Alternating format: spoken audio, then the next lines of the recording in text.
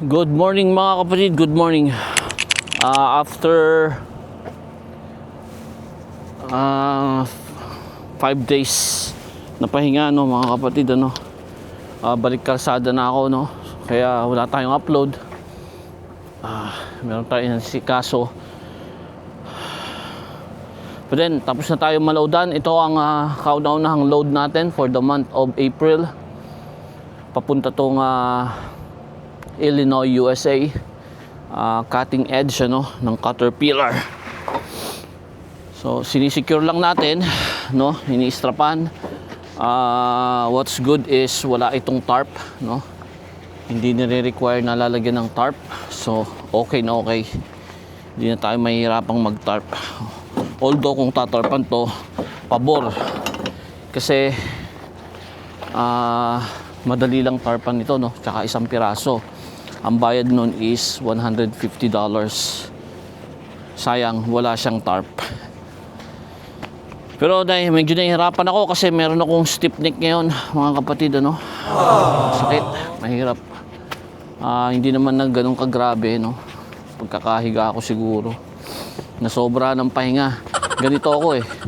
Kapag nagpapahinga, no, may mahabang pahinga, mas nananakit yung katawan ko, mga kapatid. Hiyang na ano eh. Hiyang na biyahe lang ng biyahe. Pagka nakapahinga, nananakit ang katawan, mga kapatid, no. Kaya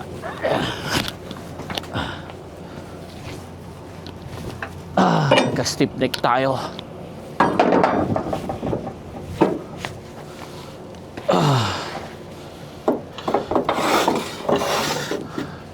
So after natin ma-deliver ito sa Morton, ano, Illinois, nandun din yung ating reload. Naghihintay na sa atin doon, ano. Holiday kasi dito, no, kagaya dyan sa Pilipinas. Sa Friday, no, Biyernes Santo, naka-ready na yung load ko ng Thursday. Kailangan na makapunta ako doon ng Thursday para ma-pick up ko yung load ko, no. Papunta yon ng Montreal, Canada, sa French speaking province din ng Canada, no. I think French speaking na rin doon karamihan, ano, kasi malapit na sa Quebec yun. O Quebec na yun. Montreal. Nakapunta na ako doon one time doon sa dati kong company, no, yung kauna-unahang company ko bago New Hope, nung bago pa lang ako dito sa Canada. I think I need isa pa. Kailangan natin tumalon dito.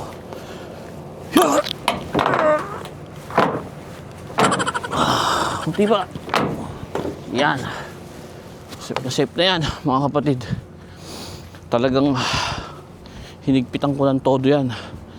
Kasi nilagyan ko lang ng tiga-tigatlong strap, which is okay naman.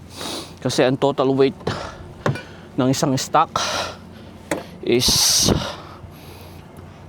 13K, no? 13,000 pounds.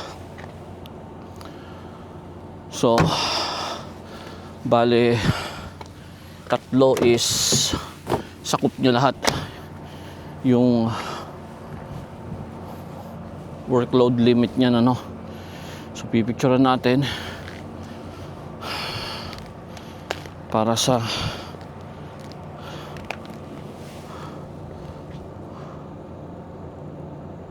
safety department namin, ano. May nakalimutan ako mga paperworks na i-upload. Sometimes meron ka pa rin makakalimutan. Mahirap pang tumatanda na, mga kapatid, ano. Nagiging makakalimutin na. So yan, ready na tayo, no. So yan lang ang load natin. Kung titignan nyo yung kabuuan, bali total of almost 27,000 pounds yung load natin yan na yan. Pero marami pang enough space para marami pang space para sa ibang load sana. Pero okay na yan, mas magaan, mas maganda, hindi tayo masyado gagastos ng fuel. Nanlilimahid si Alex, hindi pa pwede yan dahil sa US maganda na panahon. So dun sa border, dyan sa may Morris, merong truck wash dyan, yung self-serve truck wash. Medyo lilinisin natin yan si Alex bago tayo pumasok ng US, kasi pagka ganyan ng truck, magnet yan sa scale. Kapag bukas ang scale, pumasok ka, pag nakita nila na ganyan nanlilimahid, iniisip nila na yung nagdadrive nito pabaya, pabaya sa truck, baka hindi nag pre-trip inspection, takbo na lang ng takbo, hindi chine-check ang lahat, logbook, lahat disorganized. Kasi kung ano yung nakikita nila sa truck, nagre-resemblance sa driver. Pag ganyan kadumi, ganyan nanlilimahid, nako, baka level 1 inspection pa tayo. So better linisin ko yan, tanggalin ko lang yung mga putik-putik na yan. Hindi naman kailangan malinis na malinis, basta hindi lang ganyan na nanlilimahid talaga. Kasi dito sa Canada is talagang basa yung kalsada, kaya ganyan kadumi. So samahan nyo ako sa panibagong biyahe ngayong April, mga kapatid. Biyahe ng buhay, sama-sama tayo. Isang magandang umaga.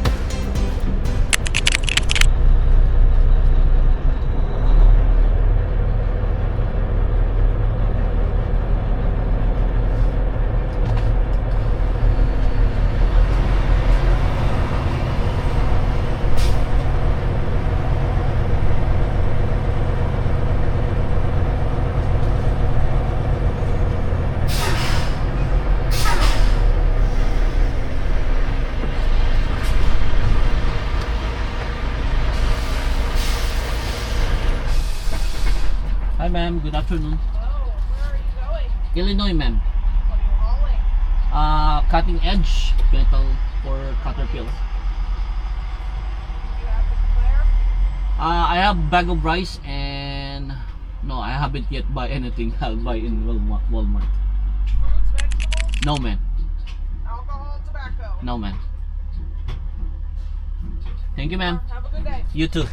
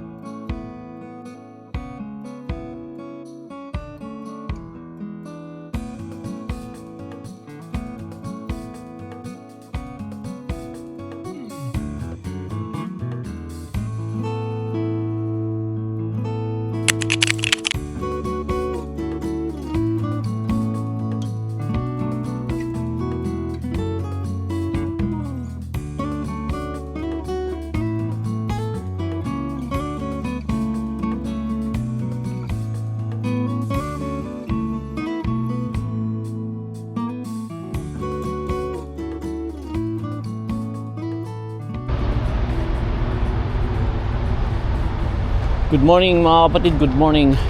Magdamag na frozen rain, ayan oh. Ayan oh. Ayan oh. Pag gumapak ka dyan, ang dulas niyan. Ayan oh. Pati ang gulong oh. Ayan oh.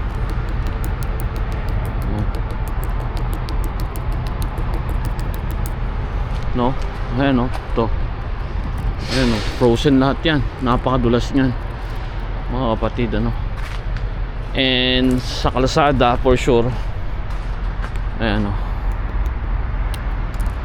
Ayan, tulas niya, no. Kaninang madaling araw dapat mag-start na ako. Sigurado yung kalsada ganyan. Ayan, ganito. May mga ganyan na spot ang kalsada.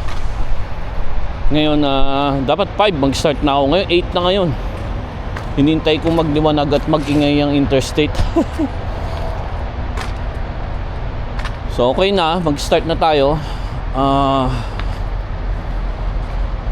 Gusto lang natin na hindi ganun kadelikado ang kalsada, no? Pagka nag-start tayo nag-drive, mahirap na.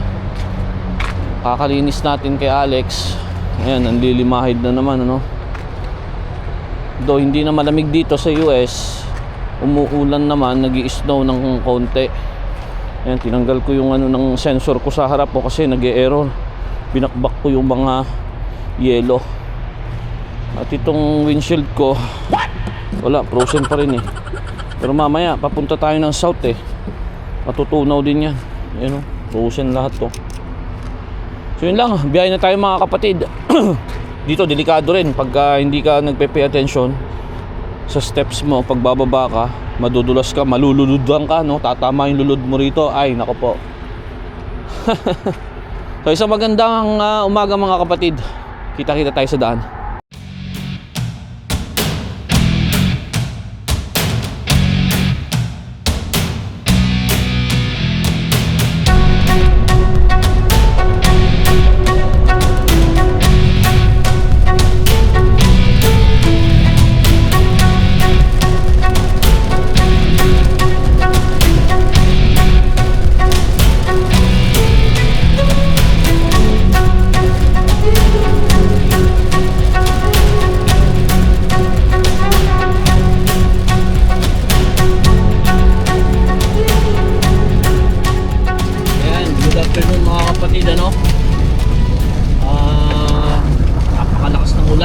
Then merong alert sa phone natin sa area na to merong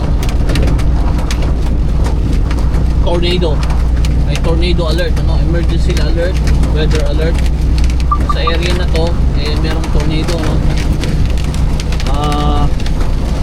Kaya tinitingnan ko yung area, no, kasi napaka precise, ano, ng mga alert dito. Send sila ng alert sa lahat ng phone na nasa area kung nasaan yung emergency alert na yun, ano. Any cellphone na nakakonect sa network nila, i-advise nila through text message, ano, notification sa phone na mayroong emergency alert. Ito, ayan, may emergency alert na mula sa phone ko. Ito, ayan, yung mga alert na ito nandito sa phone ko is nagsasabi na beware kasi meron ditong tornado sa area na to. Biglang napakalakas ng ulan, biglaan lang, and then kanina parang may maliliit na hail, ano. Takot nga ako dahil baka mamaya biglang may malalaking hail, ano. Tapos tayo niya. Masama ang weather sa area lang na ito kasi connect ko yung weather network. Parang dumaan lang itong napakalakas na ulan na to, pero simula pa kahapon ay kagabi, no? Kagabi ng start hanggang ngayon lahat ng dinadaanan ko is umuulan, ano? Umuulan. Current temperature dito is 13 degrees Celsius, so, hindi naman siya malamig pero maulan. Mula sa Minnesota hanggang dito na ako sa Iowa, puro ulan yung nadaanan ko. So low visibility, basa ang kalsada, mas gusto ko pa ang ulan kaysa sa snow. Sa totoo lang. Pero gayon pa man, kailangan natin mag-ingat. Makikita nyo sa bandang kanan is maliwanag, ano, may araw. No, and then sa banda ron. And I think pagdating ko ng Morton, walang ulan doon. I'm pretty sure kasi maliit lang na part doon sa map. No? Ang nasasakop nitong ulan na to. Ayan, lumiliwanag na ulit. So meron na lang tayong 2 hours and, 230 kilometers away. Alas 8 ang ating drop off sa Caterpillar Morton. After natin ma-drop, pipick up din tayo kaagad doon. Yung load na yon papunta ng Montreal sa Quebec, ano? Mga kapatid. So makakabalik tayo after 3 years, ano? After 3 years, 3.5 years na nga yata since the first time na nakapunta ako ng Quebec, no? Ng Montreal. Ngayon lang uli ako makakabalik doon. Hopefully hindi ako mawala, ano? Hindi ako mahirapan, ano?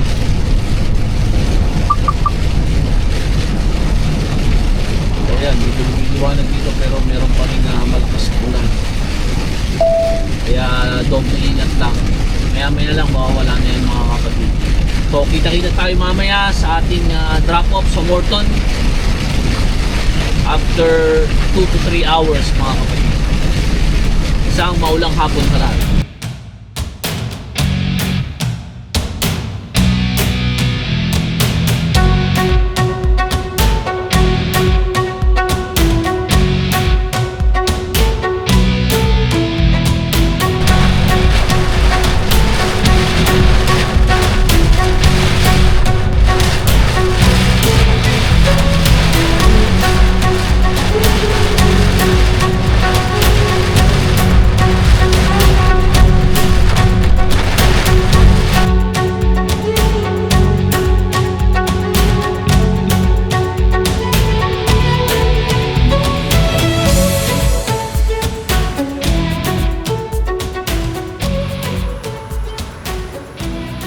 Good morning, mga kapatid, good morning.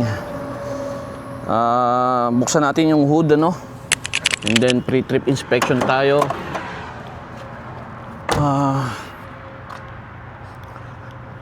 Every trip ko, binubuksan ko tong hood ng at least once. Marami na yung twice, ano? In every one week. Hindi naman kailangan buksan ko palagi kasi may sensor ito, pati engine oil niya, no? Malalaman mo kung mababa na yung oil or may tagas, ano. So binubuksan ko siya from time to time para lang ma-check yung belt, no, kung mayroon bang baka mamaya yung mga tie rod niya, no, lumuwag-luwag na yung mga ano niya, nag-move na yung suspension niya, no. And then syempre yung dugo ng ating makina, ayan, puno pa, oh. At maganda pa yung quality ng oil ko kasi 30,000 pa lang, no, kilometers. 70 ang requirement nito. Nung bago-bago pa siya 60, pero ngayon 50 na lang.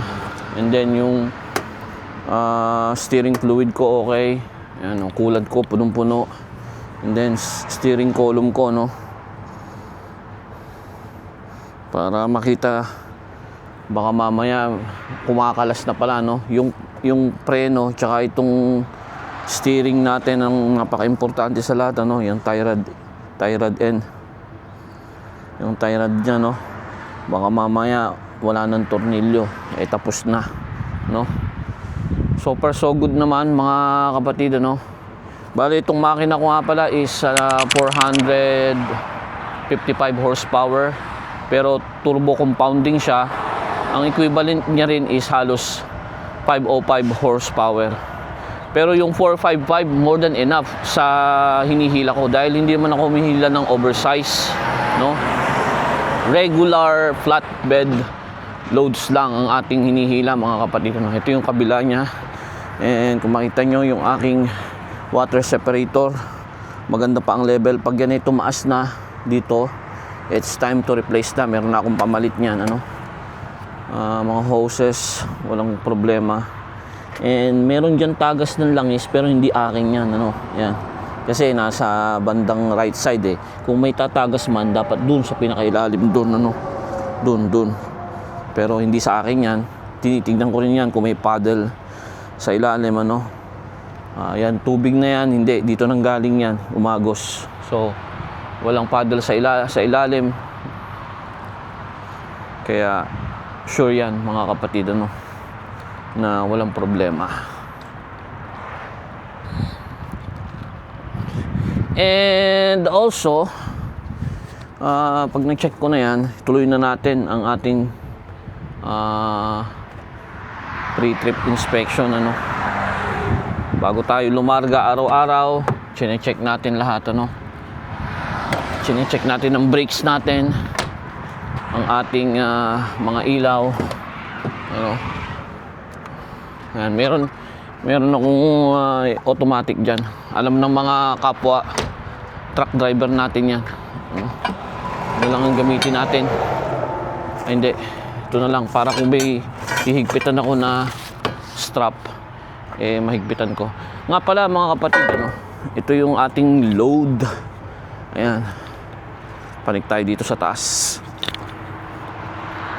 So makita nyo, no, napakalaki, no. Parang yung, alam nyo yung sa kadena ng mga motor natin, ano.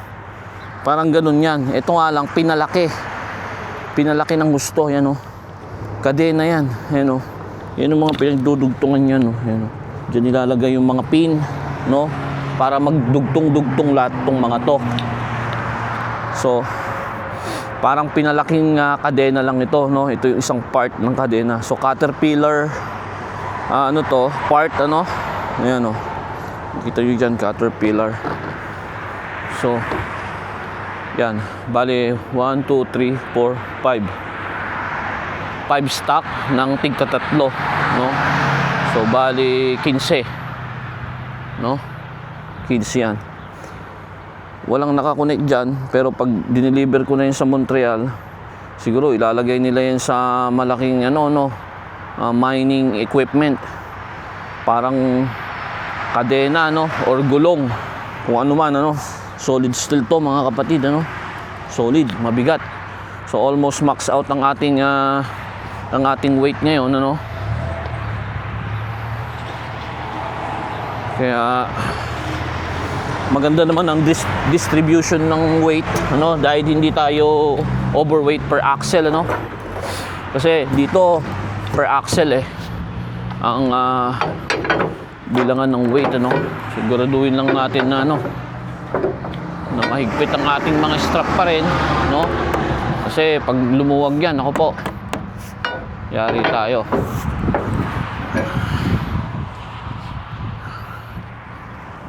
Natin itong camera para makita nyo. Yan. So pinick up ko to sa Morton kahapon, ano. Nag-unload tayo doon, kung maalala ninyo yung cutting edge, ano, ng Caterpillar. Ito baka lumipad to, oh. Baka matanggal ito.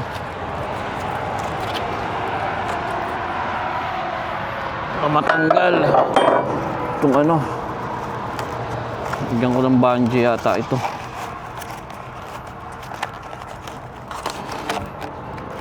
Hindi, ito pwede na to. Kasi baka matanggal ito, pero I think pwede na yan.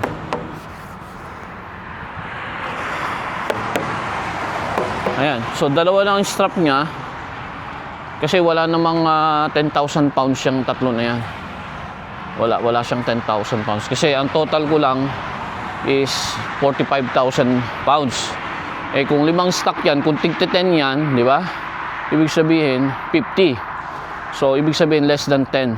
So dalawang strap is more than enough para sa total working load limit niya, no? Ano siya, na-cover niya lahat.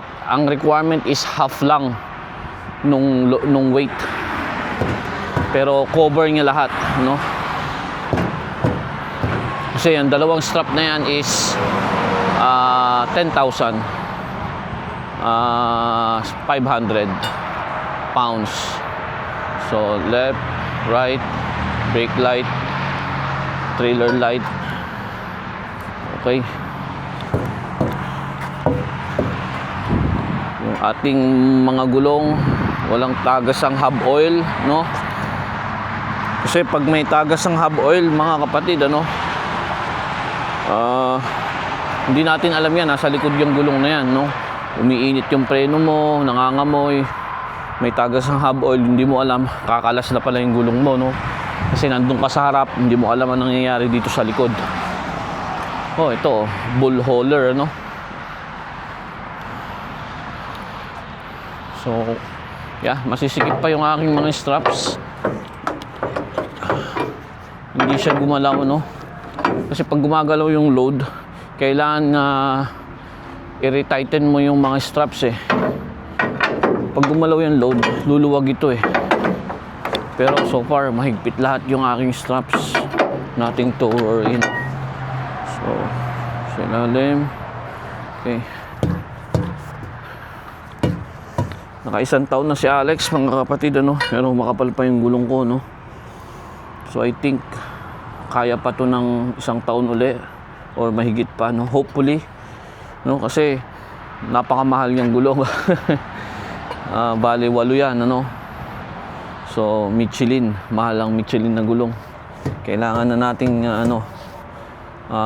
mas maraming budget para dyan, ano, para soon pag kailangan palitan. For sure, itong ating steer tire ang mauunang palitan.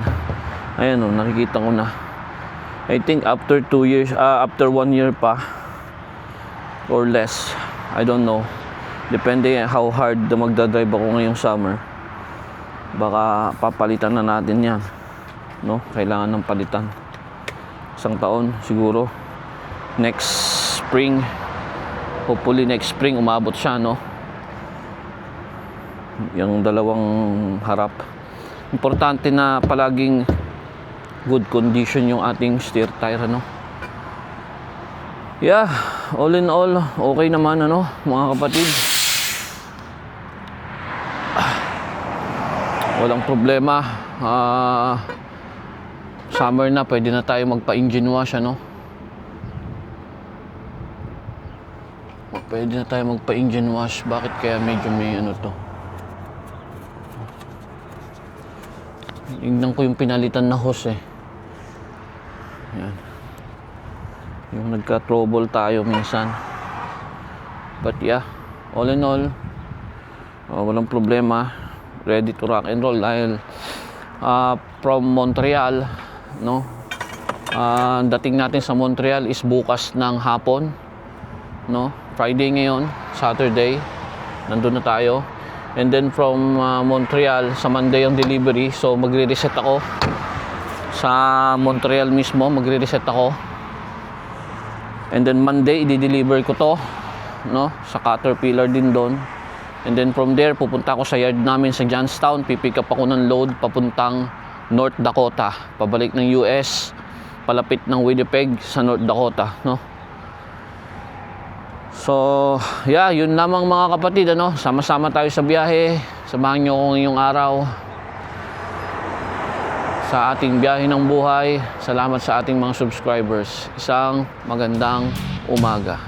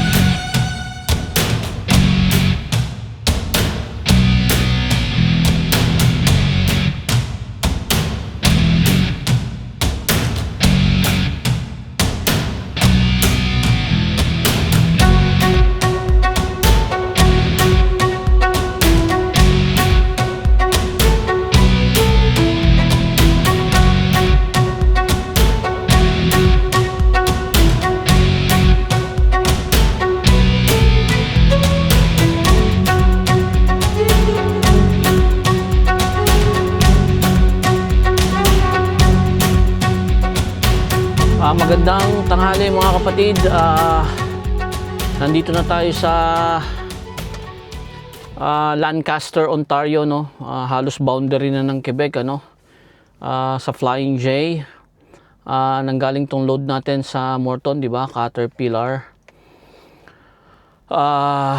Monday pa ang delivery ko, Saturday ngayon. So dito na, magre-reset ako. Dito na ako mag-stop sa Flying J para meron akong at least kainan, shower, tapos may CR, ano. And then may fuel na rin, ano. Makulimlim ang panahon dito. But then okay na to dahil maganda yung nakuha kong space sa corner ako, no. So yung katabi ko na truck dito is step deck, so walang reefer, hindi maingay. Makakapagpahinga tayo ng maayos, magagawa natin yung mga reports natin na mga kinakailangan tapusin, and then makakapag-edit ako kasama itong video na to dahil 2 weeks na mahigit na hindi ako nakapag-upload dahil patuloy pa rin na nagiging busy ako, no. Yung promise ko na once a week nabe-break ko pa rin, pero pasensya na kayo mga kapatid, talagang ganon. Pag maraming inaasikaso, hindi ko talaga maisingit. Dapat talaga may video ko last Friday, ano, last Friday pa. Kaya lang inedit ko na yon, ano, and then hindi ko isinave sa computer yung mga files nandito sa camera ko. Ang nangyari nung nag-video na uli ako, inerase ko. Nung i-compile ko na, wala na yung files. Blank na lahat yung sa editor ko. Kaya wala akong i-upload last Friday. Kaya pasensya na talaga. Pero ngayon, lumampas na uli yung Friday. Wala pa rin ako na i-upload. Hopefully, bukas meron ng isang upload na may papakita natin sa ating channel. Pasensya na uli mga kapatid, sa ating mga subscribers at viewers na sumusubaybay sa ating channel. Ipagpaumanhin nyo. Meron akong mga clips or reels sa aking YouTube channel. Yun, kasi walang edit yun. Shoot and upload yun, ano, yung mga reels ko. So yung sa mga gustong maging update, no, kung nasaan ako at saan ako bumabiyahe, pwede nyong panoorin yung aking mga reels sa aking Facebook page, Manibelang Pinoy din, para ma-update kayo mga kapatid. Pero sa ating YouTube, sisikapin ko na once a week meron tayong may upload na video. Muli, wag po kayo magsasawa. Samahan ako sa biyahe ng buhay. Kita-kita tayo sa susunod na upload. At lagi nyo pong tatandaan, mata sa kalsada, kamay sa manibela. Manibelang Pinoy.